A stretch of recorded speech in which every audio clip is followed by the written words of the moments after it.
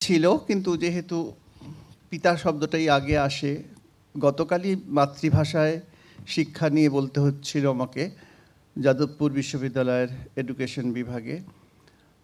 সেখানে আমি বলছিলাম কি যে মাতৃভাষা যে পিতৃতান্ত্রিকতার আড়ালে চাপা পড়ছে সেটা ইংরেজি ভাষা, সেখান থেকেও দেখতে পাচ্ছি যে যেখানে দিদি ছাড়লেন নারী পুরুষ এবং আরও কিছু, আমার মনে হয়েছে যে নারী পুরুষের পর আবার যদি কিছু আসে সেটা নারী পুরুষের মিলিত রূপ, অর্থাৎ সেই যে পরিবর্তন, যে চেঞ্জ, যেখানে আমাদের নারীতে করিছ তুমি পৌরুষ সন্ধান রবীন্দ্রনাথ বলছেন, নারীর মধ্যে পৌরুষ বা পুরুষের মধ্যে যে নারীত্ব, সেই জায়গাটা যদি আসে কঠিনে কমলে মিশে, যেটা বঙ্কিমচন্দ্র বলেছিলেন যে মানুষ তখনই পরিপূর্ণ যখন ওই মানুষের মধ্যে কঠোরতা এবং কোমলতা দুটোই থাকে, তিনি হচ্ছেন পরিপূর্ণ, অর্থাৎ নারী এবং পুরুষ।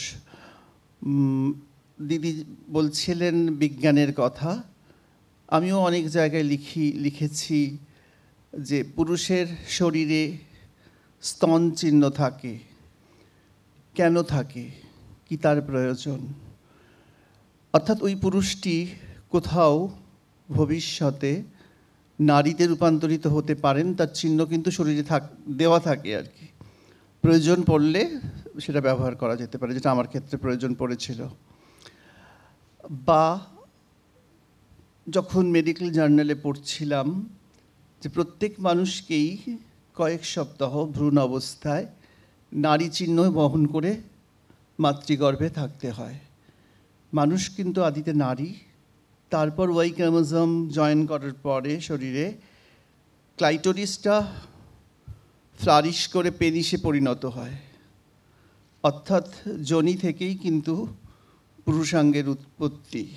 যে অর্থেই ধরি, শরীরে প্রথমে প্রতিটি মানুষ আমরা নারী থেকে বিবর্তিত হয়ে পুরুষে রূপান্তরিত হই মাতৃগর্ভে, ক্রোমোজোমের ওই খেলাটায়। যেখানে কিছুদিন আগে আরেকটি বিজ্ঞান জার্নালে পড়ছিলাম যে ওয়াই ক্রোমোজোম কখনো চলে যাবে কিনা, ওয়াই ক্রোমোজোম ক্রমশ অবলুপ্ত হবে কিনা, এই ধরনের অনেক সংশয়। সেগুলো কল্পবিজ্ঞানের গল্প কিনা আমি জানি না, বা কল্পবিজ্ঞানও যদি হয় তাহলে কল্পনার যে সত্যতা, বিজ্ঞানের সত্যতার থেকেও সেটা কিন্তু অনেক বেশি বড়। তবেই তো আগে সাহিত্য, তারপরে বিজ্ঞান। আগে মানুষ কল্পনা করে, তবে মানুষ আবিষ্কার করে। আর আমার আচ্ছা, এটা কিভাবে আপনারা চালাচ্ছেন, মানে আমি কি একভাবে বলে যাব না আমরা সকলে ইন্টারেক্টিভ আমাদের দুজনের মধ্যে আর কেউ যদি প্রশ্ন করে? হ্যাঁ হ্যাঁ সেইভাবে। আচ্ছা আচ্ছা, আমি খুব প্রশ্নের আকর, মানে আমাকে নিয়ে অনেক কৌতূহল থাকতেই পারে। আমারও অনেক কৌতূহল মানুষকে জানার, বিশেষত বাচ্চাদের, মেয়েদের। তোমাদের কাছ থেকে প্রশ্ন আশা করি, ভয় পেও না প্রশ্ন করতে। হ্যাঁ, ভয় না পেলেই ভালো। আমি দিদিকে দিচ্ছি, আমিও আছি। হ্যাঁ, দুটো আছে স্যার, আপনিও পার্টিসিপেট করবেন, বিকজ মানে নারী বা এমন কিছু না, এটা ইন্টারঅ্যাক্টিভ। হ্যাঁ হ্যাঁ, ভালোই হয়েছে, নারী পুরুষ আমি মাঝখানে। It's okay, fine. হ্যালো, আচ্ছা, আপনাকেই আমি প্রশ্ন করি। আপনি কথাটা ঠিকই বলেছেন, মানে আমরা কিন্তু এমনি নারী, মানে যখন মায়ের ভ্রূণে, কেন আমি বেশি মেডিকেল টার্মে চলে গেলে ওরা তো একদম ছোট ছোট বাচ্চা, ভীষণ মুশকিল হয়ে যাবে।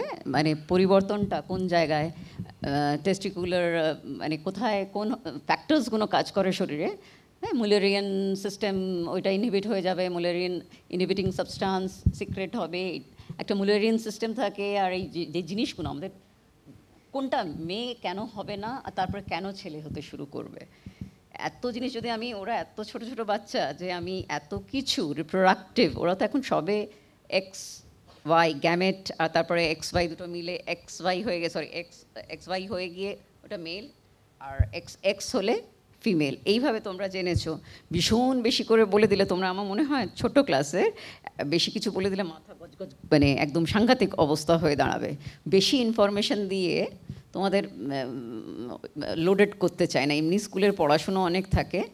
তোমাদের যেই বোল্ড ব্যাপারটা, মানে তোমরা যেই জায়গায় আছো, হ্যাঁ, তোমাদের অনেক প্রশ্ন থাকে মনে, এটা এরকম কেন, ওরকম কেন, সেই জিনিসগুলো যদি জানতে চাও, মানে আমাদের ব্যারিয়ার, যেটা ছোটোবেলা থেকে আমার একটা ফিমেল চাইল্ড হিসেবে পেয়েছি, ব্যারিয়ারগুলো কী, মানে বাধাগুলো কী, সেটা আমি বলতে পারি। আমার মনে হয় তোমাদেরও সেটা হয়েছে বা পাচ্ছ।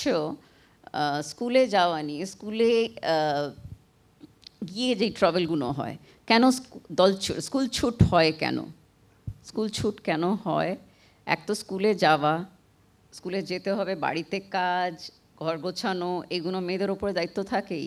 তারপরে স্কুলে গিয়ে পড়াশুনো, তারপর স্কুলে পড়াশুনো গিয়ে সবচেয়ে বড় যেই ট্রাভেলটা হয় শৌচালয়, মানে টয়লেট, ওয়াশরুম। হ্যাঁ, তো হয় কি না বলো, এটা প্রত্যেকের আমাদের একটা প্রবলেম আমাদের ফেস করতে হয়। আমরা দেখেইছি ভারতবর্ষে যেটা। আর এর জন্যে তারপরে তোমরা যেই ফেজে আছো, ঋতুচক্র, পিরিয়ডস, মেন্সেস, সেই একটা ট্রাভেল। তো সেই জিনিসগুলো, যে জার্নিটা, সেটা চট করে ছেলেরা যেহেতু ফেস করে না বলে আমার মনে হয়, আমি যেই প্রবলেমটা ফেস করেছি জীবনে, মানে আমি সম্মুখীন হয়েছি, তোমরাও ফেস করো। হ্যাঁ, তো আমার ভালো লাগবে যে তোমরা যদি একদম, আমি জানি না তোমাদের কোয়েট স্কুল না একদমই পুরোপুরি মেয়েদের স্কুল, আমি তো জানি না। হ্যাঁ, তো এই জিনিসগুলো যদি তোমাদের টিচাররাও করেন, তারপর আমরা যদি একসাথে চলতে চলতে কথাগুলো বলতে থাকি, এগোতে থাকি, তো ভালো হবে আমার মনে হচ্ছে। হ্যাঁ, ইন্টারঅ্যাক্টিভ মানে এই, হ্যাঁ। তারপরে তারপরে তোমাদের যা, মানে দিদিভাইকে নিয়ে প্রশ্ন, বা স্যার জীবন দিয়ে তো আপনার সন্তান আছেন, ছেলে মেয়ে কি?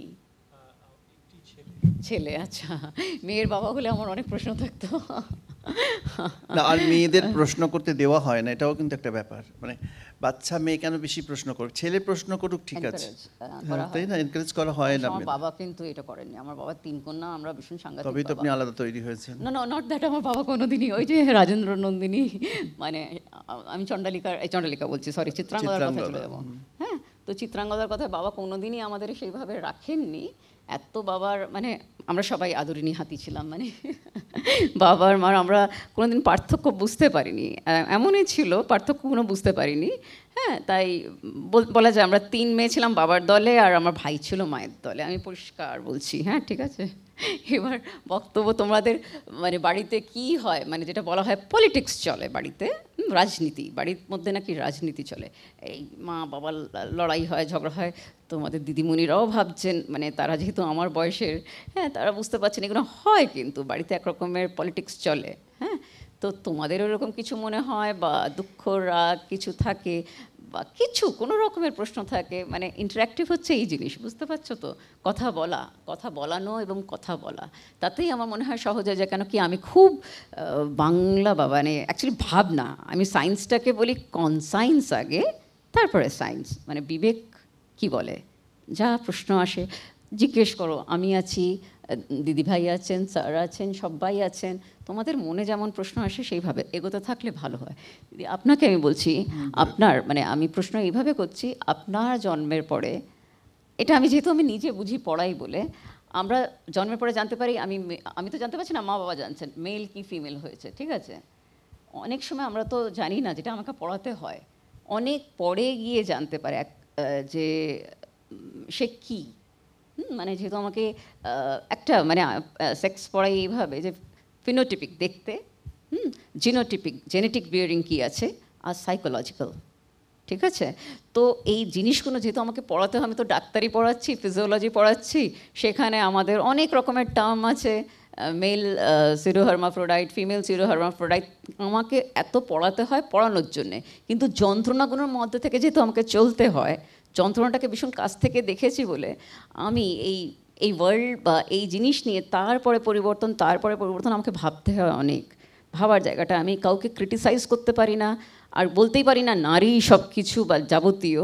হ্যাঁ, মানে যন্ত্রণাটা আমার কাছে সবচেয়ে বড় কথা। আর তাই জন্য যন্ত্রণাগুলোকে যেহেতু কাছ থেকে দেখেছি বলে ভীষণ কষ্ট পাই। আর মানে যদি কিছু করতে পারি, এইরকম একটা ব্যাপার। নারী যে সব কিছু তা আমি বোঝাতেও পারবো না। আপনাকে আমার প্রশ্ন, আপনি যখন মানে নিজের এই জিনিসটা বুঝলেন, তখন আপনার কি যন্ত্রণাটা কি? তারপরে আমার যেটা মনে হয় যে চিকিৎসা বিজ্ঞান, যেটা আপনি পড়েছেন বা অধীত করেছেন এবং প্র্যাকটিসও করেছেন, এখন আপনি পূর্ণ আমি দেখলাম যে আপনি আমি পড়ান পড়াই খালি। পড়ান আপনি হ্যাঁ, পড়ান, আমি হ্যাঁ, আর- চিকিৎসা করতে, হ্যাঁ, মানে সেটা অন্য gynae কারণে practice- পারেন না, হ্যাঁ, মানে পড়ানোটা আমিও পড়াই, শুধু পড়াতাম, এখন প্রিন্সিপাল। আর সেইখানে ডাক্তারি বিদ্যা, যে কোনো বিদ্যাই ভীষণ মানে ফিজিওলজিক্যাল যতটা, অর্থাৎ শারীরবৃত্তীয় যতটা, ততটা কিন্তু মনের কথা ভাবা হয় না, যেটা আপনি বললেন সাইকোলজি। এখনো পর্যন্ত যে সাইকিয়াট্রিস্ট যারা, তারা সাইকোলজিস্টদের হাতে ছেড়ে দেন, যে সাইকো অ্যানালিটিক, হ্যাঁ, যে আপনারা you're right. দেখুন দিনের পর দিন কথা বলে কি। এখানেই হয়তো মানুষ, আমি জানি না পশুরও মন আছে, অবশ্যই আছে, মানুষের মনই এখন বিষবাও জলের নিচে আর কি। মানে আমার মন খারাপ করেছে এই বলে আমি ছুটি নিতে পারি না, আমার শরীর খারাপ করেছে বলে আমি ছুটি নিতে পারি। হ্যাঁ, সুতরাং মনের কোনো মূল্য দেওয়াই হয় না। একজন মানুষ তার মনেও নারী পুরুষ হবেন, তবেই তার শরীরের সাথে মনের মিল হবে, এবং তিনি যথাযথ তার যে মানে আইডেন্টিটি, মেল বা ফিমেল, যেটা সমাজ সভ্যতা তৈরি করেছে, সেটার সঙ্গে বরাবর হবে আর কি, একভাবে যাবে। কোনো কোনো জায়গা, যেটা সিউডো হার্মোফোরাইটের কথা আপনি বলছিলেন, কোনো কোনো জায়গায় এটাও হয়, যেটা আমাদের ক্ষেত্রে না, আমরা ট্রান্সজেন্ডার আমাদেরকে বলা হতো। ট্রান্সজেন্ডার হলেন সেই মানুষ যিনি শরীর নিয়ে জন্মান একরকম, আর তার মধ্যে মনের যে মশলাটা ঢুকে থাকে সেটাও কিন্তু ভীষণভাবে প্রাকৃতিক। এই নয়, অনেকে মনে করে যে মনটা বোধহয় সমাজ থেকে উঠে এলো, তা নয়। তার মনের মধ্যে তার হরমোন, Very much তার natural. হ্যাঁ, তার ওই শরীরবৃত্তীয় অনেক কিছু মনটাকে তৈরি Chemical করে। substances, hormones. হ্যাঁ, সেটা একজন neurotransmitters. মহিলা, তিনি শরীরে মহিলা হয়ে তিনি কিন্তু মনোজগতে পুরুষ প্রচুর থাকতে আছে, পারেন, হ্যাঁ। প্রচুর আছে। সেই মহিলাকে বিয়ে দেওয়া হয়েছে, তিনি হয়তো সন্তানের মা হয়েছেন, কিন্তু তিনি পুরুষ। তার ওই মা হওয়াটা ভীষণ যান্ত্রিক মা হওয়া। আমরা আশাপূর্ণা দেবীর উপন্যাসে দেখতে পারি যে সুবর্ণলতা সব বাচ্চাগুলোকে ভালোবাসতো না, যে বাচ্চাগুলি তিনি চেয়েছিলেন মন থেকে, সেই বাচ্চাগুলোকে ভালোবাসতেন। আর যেটা স্বামীর উৎপাতে যে বাচ্চাগুলো হয়েছিল, সেগুলোকে উনি ভালোবাসতেন না। মানে মাতৃত্বেরও কত দায় থাকে, আশাপূর্ণার লেখায় পড়েছি। ভীষণ মনোজগতের কথা আশাপূর্ণা বলেছেন তার লেখায়। তা সেখান থেকেই যখন আমি জানলাম আমার ওপরে দুজন দিদি আছেন, আমার কাছে মানে বাবা মার, হ্যাঁ, ভীষণভাবে শিবরাত্রির, হ্যাঁ, মানে আমার আগের দিদি, আমার ঘটনা কি, মানে 3 বোনের পর 1 ভাই, আপনার 2 বোনের পর আপনি থার্ড, আমিও থার্ড কিন্তু সন্তান। আচ্ছা, হ্যাঁ। তৃতীয়। আমি তৃতীয় সন্তান, ছাগলের আমার উপরে তৃতীয় 2 বাচ্চা, দিদি, হ্যাঁ। আপনিও তৃতীয় বাচ্চা। আমিও হ্যাঁ, আমাদের দুজনের এখানে একটা সিমিলারিটি আছে। তা সেই থার্ড মানে ব্রোঞ্জ আর কি, সোনা রূপা ব্রোঞ্জ। তা সেই তৃতীয় Bronze. বাচ্চা, হ্যাঁ, Right, bronze. you are. Wow, দুর্ধর্ষ ব্যাপার। Bronze. একটা ব্রোঞ্জ পেলেই তো আমরা ইন্ডিয়াতে কত টাকা পয়সা দিয়ে দিই, মানে খেলোয়াড়দের, তাই না? কিন্তু আমরা যখন থার্ড, তখন সেসব পাইনি আর কি। Neglected child. হ্যাঁ, ভীষণ। আমার ছোটদি, আমরা নেগলেক্টেড চিলড্রেন। প্রথম সন্তান খুব মানে সব ডিজায়ারেবল না, প্রথম সন্তান যেই তবে হোক। সন্তান যখন নেগলেক্টেড হন, সে কিন্তু সৌভাগ্যবান বা বতী, Yes. আমি মনে করি। ইয়েস, তার মাথা Right. খাওয়ার কেউ থাকে না, হ্যাঁ, রাইট, সে আলাদা ভাবতে পারে। সে আলাদা ভাবতে পারে, তাকে নিয়ে কেউ বেশি মাথা ব্যথা করে না। কিন্তু আমি যেহেতু তৃতীয় সন্তান এবং তথাকথিত পুরুষ সন্তান আর কি হয়ে জন্মেছিলাম, তখন তো সেই জন্য প্রচুর চাপ, Expectations. প্রচুর ভালোবাসা, এবং সেটাই আমার কাছে খুব যন্ত্রণাদায়ক ছিল। যন্ত্রণাদায়ক। কারণ আমার দুজন দিদি যারা ভীষণভাবে নেগলেক্টেড, আর আমি ভীষণভাবে তাদের কাছে Pampered. ভালোবাসা পাচ্ছি, হ্যাঁ, তখনই কি আমার মধ্যে কমিউনিজম ঢুকে গিয়েছিল আমি বলা জানি যায় না। না, বলা যায় না। হ্যাঁ, আমার মনে হয়েছে তখন হয়তো ঢুকে গিয়েছিল যে আমি ডিপ্রাইভদের দলে ঢুকবো, যারা ভীষণ ডিপ্রাইভ, তাদের সঙ্গে আমি সঙ্গ নেব, হতেই পারে, আমার মনে হয়েছে। হ্যাঁ, বলা যায় না মনের কথা কি। হ্যাঁ, মনের কথা বলা যায় না। তা আমি হয়তো ওই দিদিদের যখন দেখতাম ওরা কতভাবে নিপীড়িত, কতভাবে শৃঙ্খলিত, কতভাবে ওরা সাপ্রেসড, এটা করো না, ওটা করো না, এটা করতে নেই, ওটা করতে নেই, এবং নারী জন্ম যে কত বৃথা। বনমালী তুমি পরজন্মে হয়েও রাধা, সাউথের একজন গাইছিল, বলে বনমালী তুমি পরজন্মে হয়েও আধা। ও রাধা রটা বলতে পারে না, আধা বলে আর কি। হ্যাঁ, তা আমরা সকলেই কিন্তু আধা, কেউ পুরা নই। তা আমি যখন মানে ভাবলাম আমার এই আধারটা আধা, অর্থাৎ আমার এই শরীরটা আধা,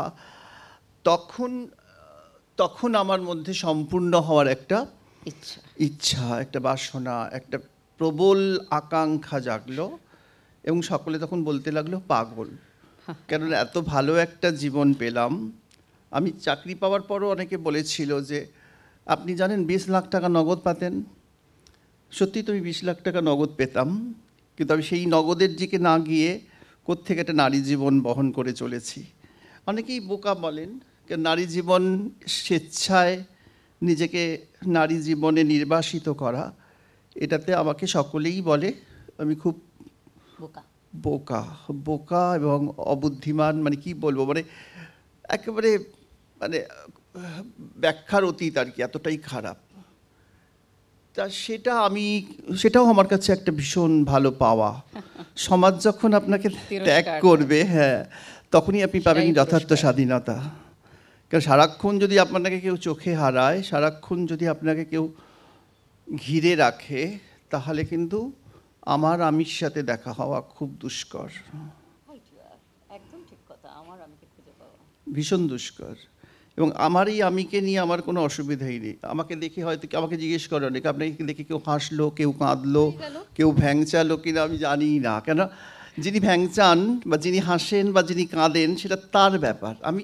আমি যখন কাউকে দেখে হাসবো, অর্থাৎ তাকে আমি দুঃখ দিতে চাইছি।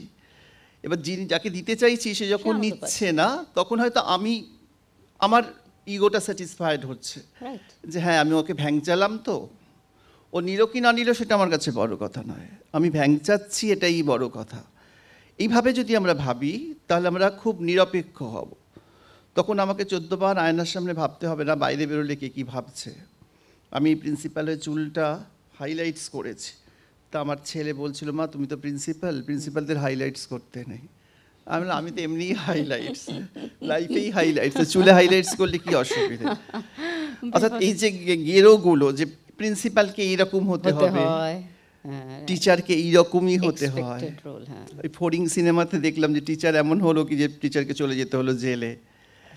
অর্থাৎ টিচার যখন কোনো ছাত্রকে উদ্বুদ্ধ করবেন, আমরা বিবেকানন্দের কথাও জানি, সুনীল গঙ্গোপাধ্যায়ের লেখা থেকে জেনেছি যে তাকে স্কুল থেকে তাড়িয়ে দেওয়া হয়েছিল, স্কুলে পড়াতে গিয়েছিলেন। বিবেকানন্দের মতো মানুষ, যার নামে এতগুলো ইনস্টিটিউশন পড়ানোর, তিনি কিন্তু স্কুলে চাকরি করতে পারেননি। তিনি ওই তথাকথিত শিক্ষকের যা যা ক্রাইটেরিয়া হওয়া উচিত তার বাইরে ছিলেন। অর্থাৎ তিনি মানুষকে হয়তো ভেতর থেকে স্বাধীন করতে গিয়েছিলেন। তার অপরাধ ছিল তিনি গান গেয়েছেন। কেন তিনি গান গাইছেন ক্লাসে স্টুডেন্টদের কাছে? বিদ্যাসাগরের জামাইয়ের স্কুলে উনি চাকরি করতেন, তাকে সেখান থেকে সরিয়ে দেওয়া হয়। তো এই যখন সমাজ, তখন এই সমাজের ঘেরটোপের বাইরে বেড়ে ওঠা বা নিজেকে বড় করে তোলা, সেটা কিন্তু সহজ কথা নয়। আর যেটা সহজ কথা নয় সেটাই কিন্তু জীবন মানে কিন্তু ওই নয় কি সমাজ কি চায়। কেন আমাকে অনেকে বলেছে যে, কালকেই একজন বলছিলেন আচ্ছা আপনার তো অ্যাকসেপ্টেন্স হচ্ছে এখন সমাজে। আমি তো কখনো চন্দ্রগ্রহণ চাইনি। কেন, মানে এই অ্যাকসেপ্টেন্স কথাটাই খুব মেয়েদের ক্ষেত্রে বলা হয়, একটি মেয়েকে অ্যাকসেপ্ট করে সোসাইটি, একটি ছেলের ক্ষেত্রে কিন্তু আসে না। আসে কখনো অ্যাকসেপ্টেন্সের কথা? কি মনে হয় দিদি? না, এই অ্যাকসেপ্টেন্স কথাটা কি, মানে সেখানেই সে বলছে, যখন প্রশ্নটা করলো, প্রশ্ন না আপনাকে কমেন্টটা একটা, যে আপনার তো বেশ অ্যাকসেপ্টেন্স হচ্ছে। উনি কি বলতে চাইছেন তার মনের ব্যাপার, কিন্তু উনি বলতে চাইছেন যে সমাজে গ্রহণযোগ্যতা বাড়ছে। আপনি কিন্তু ভালো করেই বলেছেন চন্দ্রগ্রহণ, আমিও এইভাবেই কথাগুলো বলি। হ্যাঁ, আমায় কেউ গ্রহণ, রাহু কেতু শনিটা আবার কে সমাজ নিজেই, হেলথ আবার কি, মেন্টাল, ফিজিক্যাল অ্যান্ড সোশ্যাল। না, আমি তাকে বললাম যে আমায় গ্রহণ করলে আমি কিন্তু গলা দিয়ে বেরিয়ে যাব রাহুর মতো, কারণ কাটা তো যেই গ্রহণ করবে সে তোমার বারও করে দেবে। না, আসলে সবাইকে উপস্থিত মাননীয় অতিথিদের আমি আমার আন্তরিক শ্রদ্ধা জানাচ্ছি। আর আন্তরিক শ্রদ্ধা ইন্ডিয়ান মিউজিয়ামের অধিকর্তাদের, যারা এরকম একটা সুন্দর অনুষ্ঠান করছেন। আর আমরা যারা আজকে উপস্থিত হতে পেরেছি, আজকে আন্তর্জাতিক নারী দিবসে এখানে এসে এরকম একটা অনুষ্ঠানে একটুখানি সময়ের জন্য থাকতে পেরেও ভীষণ ভালো লাগছে। কারণ আমি সত্যি কথা বলতে আমি আপনাদের দুজনকে দেখেই অভিভূত, কারণ আপনাদেরকে সামনে থেকে দেখে খুব উদ্বুদ্ধ লাগছে নিজেকে, এবং আমার মেয়েরা যে কজনই মেয়ে এসেছে তারা দেখার সুযোগ পেল, এই জন্য আমি আপনাদের আন্তরিক ধন্যবাদ জানাচ্ছি। শুধু আমি যে বিশ্বাস আমার নিজের, যে আমার এটা মনে হয় যে মেয়েদের সম্পর্কে এই যে প্রতিবার মেয়ে মেয়ে এটা বলে বলেই বোধহয় আমরা আরও বেশি করে মেয়েদেরকে মেয়ে করে রাখছি। মেয়েদেরকে যদি শুধু মানুষ হিসেবে ভাবা হতো তাহলে বোধহয় এত এই পুরুষ নারী এই বিভেদগুলো ঘুচে যেত। আমি এবার আমার স্কুলের বাৎসরিক অনুষ্ঠানেও এই কথাটাই বলেছিলাম, কারণ আমি একটা গার্লস স্কুল চালাই, তো প্রতি মুহূর্তে এটা মনে হয়, কারণ প্রত্যেক বাড়িতে এখনও আছে যে মেয়েদেরকে, একটা বাড়ির ছেলেদের লেখাপড়াটাকে যতখানি গুরুত্ব দেওয়া হয় সেই বাড়ির মেয়েটাকে হয়তো এখনও গ্রামের দিকে অনেক জায়গাতেই এখনও আছে যে মেয়েটার লেখাপড়াটা নিয়ে হয়তো ততখানি ভাবলো না, কারণ তাদেরকে পাত্রস্থ করাটা বেশি জরুরি এবং তাদের লেখাপড়া শেখাটা ওই পাত্রস্থ করার একটা সার্টিফিকেট, মানে ওটা এই পাস, সুতরাং তাকে বিয়ে দিতে সুবিধা। এটা আর কি আমার মনে হয় যে খুবই অসম্মানজনক একটা মেয়ের পক্ষে। সে মানুষ হয়ে দাঁড়াক, সে যেভাবে তার যা যোগ্যতা আছে, নট নেসেসারিলি যে তাকে লেখাপড়াতেই বিশাল বিদ্বান হতে হবে, তার ভেতরে যা শক্তি আছে সেই শক্তিটা স্ফুরণ হওয়ার জন্য আমি অভিভাবকদের উদ্দেশ্যে বলেছিলাম যে আপনারা সেই সহযোগিতাটা করুন, যাতে প্রতিটা মেয়ে নিজের ভেতরের যে ক্ষমতা সেটা স্ফুরণটা ঘটিয়ে সে মানুষ হিসেবে সোজা মেরুদণ্ড করে দাঁড়াতে পারে এই জায়গাটা। এবং এটার জন্য আমার মনে হয় যে প্রত্যেকটা বাড়িতে, তাদের পরিবারে যদি আমরা প্রত্যেকটা শিশুকে, যখন ছোট সে যখন নিজেই বোঝে না আমি ছেলে না আমি মেয়ে, সেই সত্তাটা হওয়ার আগেই যদি প্রতিটা বাড়িতে এই ভাবনাটা তৈরি করা হয় যে আমরা মানুষ, সবাই মানুষ, তোমার বোন, তোমার দিদি, তোমার বন্ধু বান্ধবী, যাকে তুমি পাচ্ছ তাকে মানুষ হিসেবে দেখো, মেয়ে হিসেবে নয়। কালকে আমি টিভিতে একটি অনুষ্ঠানে দেখছিলাম, খুব কষ্ট পেয়েছি অনুষ্ঠানটা দেখে, যে একটা দিদি, বলছি একটু আপনাদের কথাটা মানে আমার বলাটা একটু মানে বলবো কি না আমি সেটা জিজ্ঞেস করছি। দেখতে খারাপ লাগছিল, মানে কষ্ট পেলাম এটাই, যে একটা ক্রাইম অনুষ্ঠান দেখছিলাম, তাতে দেখলাম যে একটি বাড়িতে 3টি মেয়ে, তারা 3জনই খুব ভালো কাবাডি খেলে, খুব ভালো কাবাডি